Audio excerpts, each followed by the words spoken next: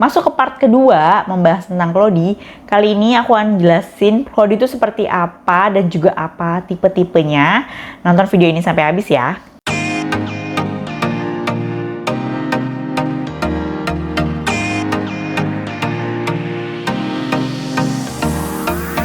Halo semua, ketemu lagi dengan aku Lia. Mungkin teman-teman udah nonton video aku sebelumnya, itu part 1 tentang Cloudy. Ini lebih ke pembahasan, ini kira-kira mau pakai Cloudy apa enggak, alasannya apa yang harus dipertimbangkan. Nah, misalnya udah nonton, terima kasih karena ini adalah part keduanya. Kalau yang belum, kalian bisa lihat dulu, karena mungkin itu bisa jadi buat bahan pertimbangan. Dan kalau udah mantep, nah kita bahas di sini ya. Yang pertama aku mau ngejelasin tentang Cloudy itu sendiri, bentuknya seperti apa. Kalau kemarin tuh kayak mungkin masih di awang-awang Cloudy itu seperti apa, cuman tahu namanya cloud diapers. Nah, sesuai dengan namanya, cloud dan juga diapers, ini tuh menjelaskan tentang si produk ini sendiri sebenarnya. Jadi dari cloud itu adalah kain, dan juga diapers tuh popok. Nah, di sini aku bahas tentang Cloudy untuk anak ya. Jadi secara umum, Cloudy itu terdiri dari kurang lebih 5 bagian. Yang pertama adalah cover atau outernya. Yang kedua adalah inner atau di bagian dalamnya. Yang ketiga adalah insert. Lalu juga ada liner. Dan juga yang terakhir itu adalah gussetnya. Kita bahas satu-satu ya. Yang pertama dari outer atau covernya. Jadi kalau cover itu adalah bagian terluar. Ini aku kasih contoh adalah salah satu popok atau Cloudy ukuran yang all size. Jadi kalau Cloudy itu kayak gini nih bentuknya. Secara kalau dipakai anak tuh begini bentuknya. Ini kaki anak, di sini kaki anak, di sini kaki anak. Nah, ini kalau perutnya di sini. Nah, ini kalau ditutup seperti ini, nah covernya adalah yang mana? Yang ini. Yang kalau di sini tuh motifnya apa nih? Pesawat ya. Pesawat luar angkasa. Nah, ini adalah bagian luarnya atau covernya. Covernya ini dia biasanya menggunakan bahan yang waterproof. Jadi, misalnya kena cairan gitu atau biasanya pipisnya bayi itu, dia nggak bakal keluar dari sini. Lanjut adalah bagian inner atau bagian dalamnya. Nah, innernya adalah ini. Ini dia sifatnya harus selalu kering atau stay dry. Jadi misalnya ada cairan pipis atau mungkin juga ada pup yang ada cair gitu. Nah, itu dia kan pasti melewati ini kan. Nah, ini tuh bagian ini harus selalu kering. Karena apa? Karena dia itu bagian yang bersentuhan sama kulit bayi. Jadi kalau misalnya bayangin dia basah terus, itu kulit bayi pasti akan jadi iritasi kan. Nah, makanya dia harus selalu kering. Nah, ini dia biasanya bahannya macam-macam. Ada microfleece, ada juga yang bahannya sweat, ada juga yang bambu, jadi macam-macam. Lanjut ke part selanjutnya, ini bagian terpisah dari si Cloudy yang tadi, 2 tadi. Nah, ini adalah insert. Jadi dia kalau cara pakainya itu adalah biasanya di sini ada pocket, atau juga kalau misalnya yang tipenya cover, nanti aku bahas tentang cover ya. Tapi ini aku jelasin sedikit. Jadi insert tuh ada yang kayak gini dalam sini. Jadi dia di dalam. Kalau yang modelnya pocket, dia dimasukin ke dalam sini. Gitu. Nah, ini fungsinya apa? Ini adalah fungsinya untuk menyerap cairan. Jadi dia posisinya tadi biasanya di antara inner dan juga outer. Atau biasanya kalau di tipe cover ya, dia di atasnya cover. Nah, ini tadi fungsinya untuk menyerap cairan. Jadi kalau misalnya kita bayangin pada popok sekali pakai bayi yang biasanya kita lihat tuh, dia fungsinya semacam kayak gelnya gitulah. Jadi nyerap cairannya di sini, ditaruh di sini. Nah, sama seperti tadi si innernya, ini juga bahannya macam-macam. Ada yang microfiber, ada yang bambu, ada yang hemp, dan macam-macam. Pokoknya itu tadi soal bahan-bahan kalian bisa lihat langsung sama si produsennya atau yang jualnya, biasanya dia kasih tahu. Dan biasanya itu ada kelebihan dan kekurangannya. Nah, 3 tadi itu sebenarnya yang esensial banget dari Cloudy. Nah, cuma ada tambahan, yaitu ini. Ini adalah liner namanya.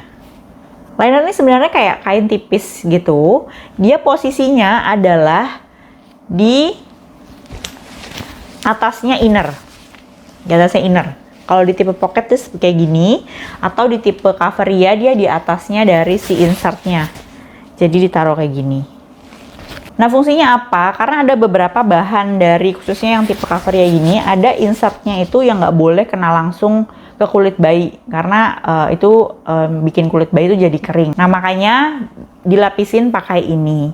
Atau bisa juga ini fungsinya kalau misalnya buat secara keseluruhan, ini tuh buat biar nggak ngotorin inner. Jadi biasanya kalau pup gitu ya, yang kena duluan adalah ini. Atau biasanya juga kalau misalnya kita pakai kayak diaper cream, itu kan krimnya itu nggak boleh kena sama insert atau inner atau apapun, itu nggak boleh kena. Kenapa? Karena nanti tuh dia akan mengubah fungsi dari si inner atau si insertnya itu, jadi nanti pokoknya jadi nggak bekerja dengan baik gitu untuk meresap cairan.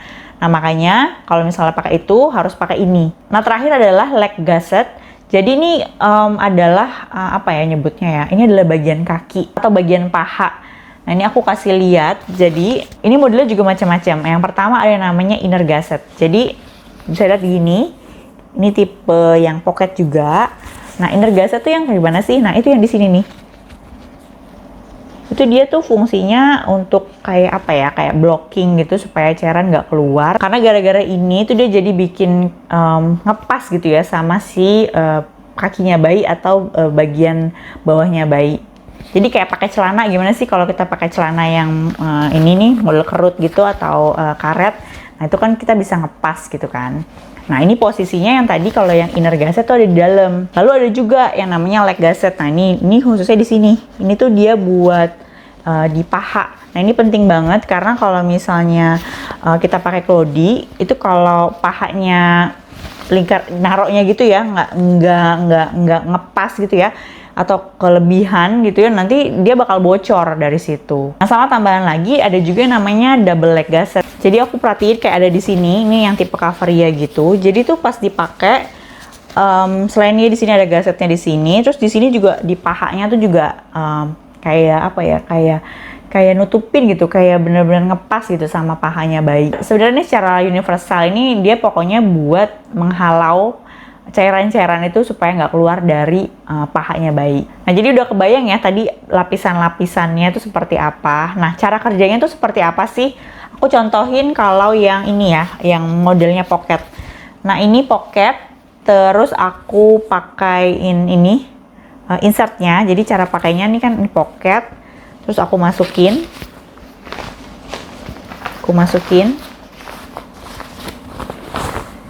Nah sebenarnya seperti ini sudah oke.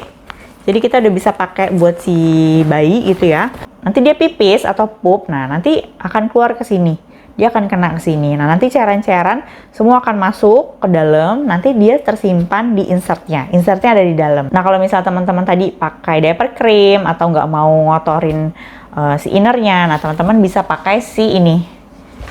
Bisa pakai ini, si liner di sini. Jadi cara pakainya seperti ini.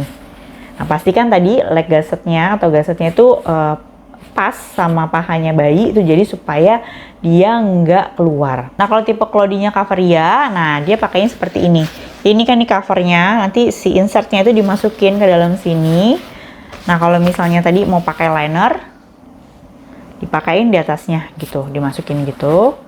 Nah nanti cairannya akan masuk ke sini dan tersimpan sama si insertnya. Nah sekarang aku mau bahas tentang tipe-tipe klodi. Tadi aku udah nyebutin ada pocket, ada Cavaria dan sebagainya. Nah ini akan aku jelasin ya. Yang pertama aku akan bahas tentang berdasarkan bentuk si klodinya. Yang pertama adalah all in one. Jadi ini biasanya insert dan juga covernya itu dijahit. Kayak contohnya ini aku punya, ini merek Sobi, ini yang buat newborn. Jadi ini kan sebenarnya kayak gini biasa.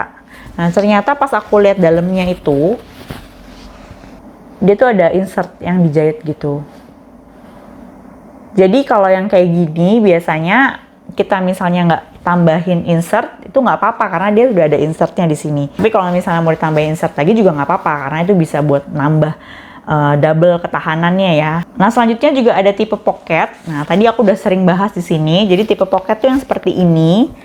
Dia itu ada kantongnya di sininya, di bagian belakangnya. Jadi kita bisa masukin si insertnya ke dalam pocket. Lalu Cavaria, tadi aku juga udah bahas juga. Kalau Cavaria itu dia tipenya seperti ini. Jadi dia aslinya tuh kayak gini, outernya doang. Nah nanti insertnya itu tinggal dimasukin ke dalam.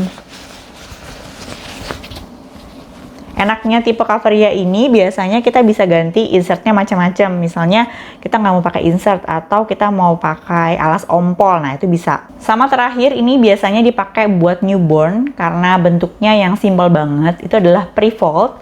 Jadi pre-fold tuh seperti ini. Ini adalah kayak kain yang dia ada tiga bagian.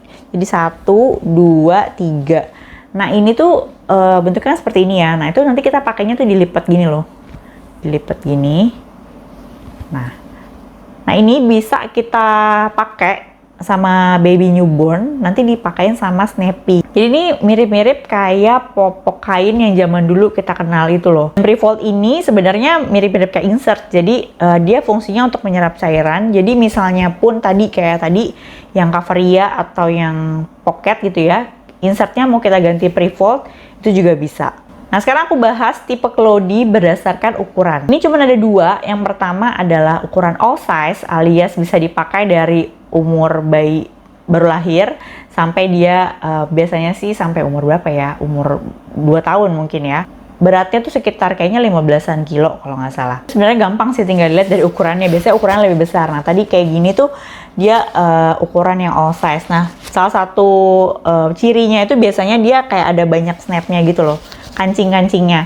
Kenapa? Karena ini nanti tuh bisa kita sesuaiin sama ukurannya bayi gitu. Misalnya nih dia baru lahir, kita pakai yang gini, seukuran gini. Kalau misalnya dia udah gedean gitu ya, udah nggak muat, ini kita bisa kecil, kita buka, ntar ukurannya jadi gede kayak gitu. Nah tadi ada yang all size, nah sekarang juga ada yang newborn, jadi khusus untuk bayi-bayi yang baru lahir. Biasanya beratnya itu dari mulai 3 kiloan sampai 7 kilo. Ini tergantung dari masing-masing brand ya. Cara ngeliatnya gimana ya, tadi selain dari informasi tentunya dari brandnya, tentunya kelihatan juga kayak gini, itu dia kayak kecil banget. Dia masih ada kayak snapnya, tapi biasanya snapnya atau kancingnya itu cuman ada di sini doang.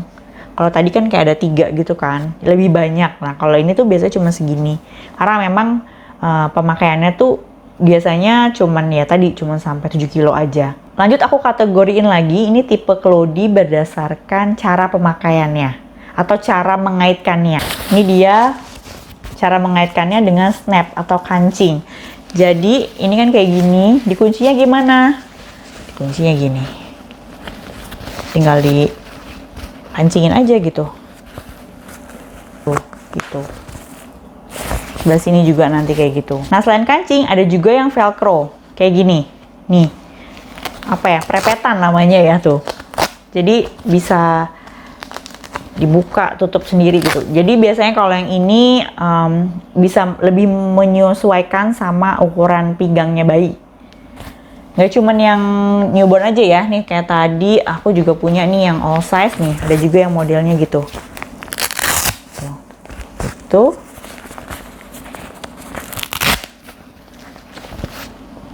Gitu. Terakhir ada juga yang modelnya tadi menggunakan Snappy. Snappy itu kita pakai buat yang pakai prefold seperti ini. Ini aku kayaknya lupa bawa. Ntar aku kasih tahu fotonya seperti gini. Nah itu Snappy itu kayak semacam kayak peniti gitu. Jadi buat ngaitin si prefold ini. Jadi ini biasanya dipakai buat kayak bayi-bayi yang baru lahir atau bayi-bayi yang kecil. Nanti dia dikaitin gitu. Jadi dia nggak bakal copot. Dan selesai, itu dia. Banyak ya ternyata model-model atau macam-macam dari kelodi. Emang pas awal-awal tuh kayak yang wah banyak banget gitu. Terus ya ini aku harus coba yang mana, aku harus pilih yang mana, beli yang mana. Nah itu semuanya nanti akan aku rangkum, mungkin biar lebih gampang gitu buat teman-teman. Misalnya, oh kalau aku yang seperti ini harus pakai yang ini ya, seperti ini yang seperti ini. Nah itu aku akan tulis, aku rangkum di blog, jadi lebih ringkes dan kalian bisa baca langsung. Nanti aku taruh linknya di bawah, kalian bisa lihat aja. Dan kalau untuk video sekian dulu, kayaknya hari ini itu aja supaya nggak terlalu mumet. Nanti kita lanjutin aja ke part selanjutnya, ke part 3. Dan kalau misalnya ada yang mau ditanyain soal part ini, bisa tulis di kolom komentar, nanti aku jawab sebisa aku. Dan terima kasih udah nonton dari awal sampai akhir. Jangan lupa like, komen, dan subscribe karena setiap minggunya aku ada video yang baru. Dan kita ketemu lagi di video selanjutnya. Bye!